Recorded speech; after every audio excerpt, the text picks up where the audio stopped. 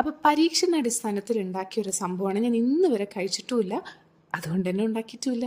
അപ്പോൾ കുറച്ച് ദിവസമായിട്ട് ഇതിൻ്റെ റെസിപ്പി അവിടെ ഇവിടെയൊക്കെ ആയിട്ട് കണ്ട് കൊതി മൂത്തിട്ട് ഈ കഴിഞ്ഞ സൺഡേ രാവിലെ ബ്രേക്ക്ഫാസ്റ്റിന് ഉണ്ടാക്കി കളയാമെന്ന് വിചാരിച്ച് ഞാൻ ഇറങ്ങി തിരിച്ചിരിക്കുകയാണ്. അപ്പോൾ കുറച്ച് ഗോതമ്പൊടി എടുക്കുക, ഒന്നിനും അളവില്ല, എല്ലാം തന്നെ ഒരു പരീക്ഷണാടിസ്ഥാനത്തിൽ ഉണ്ടാക്കിയതാണ്. അതിലേക്ക് ഉപ്പും നല്ല ചൂടുവെള്ളം, തിളച്ചതല്ല ചൂടുവെള്ളം ചേർത്ത് എങ്ങനെയെങ്കിലുമൊക്കെ അങ്ങ് മിക്സ് ചെയ്തെടുക്കുക. കുറച്ച് പാടാണ്, എങ്കിലും നമുക്ക് ലക്ഷ്യസ്ഥാനത്ത് എത്തണ്ടേ.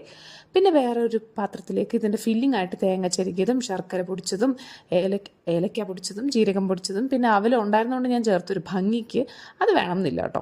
പിന്നെ ഇതൊക്കെ കൂടി മിക്സ് ചെയ്യുക. ഏകദേശം അരമുറി തേങ്ങയും അരക്കപ്പ് ശർക്കര പൊടിച്ചതും ആവശ്യത്തിനുള്ള അവിലും പിന്നെ അങ്ങനെയൊക്കെ എന്തായാലും.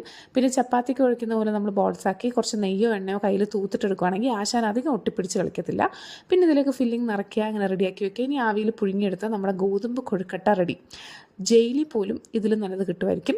ഇനി ഇങ്ങനെ കൊഴുക്കട്ട ഉണ്ടാക്കുമെന്ന് വെച്ചാൽ ഞാൻ അരിപ്പൊടി വെച്ച് ഉണ്ടാക്കുള്ളൂ. ശുഭം.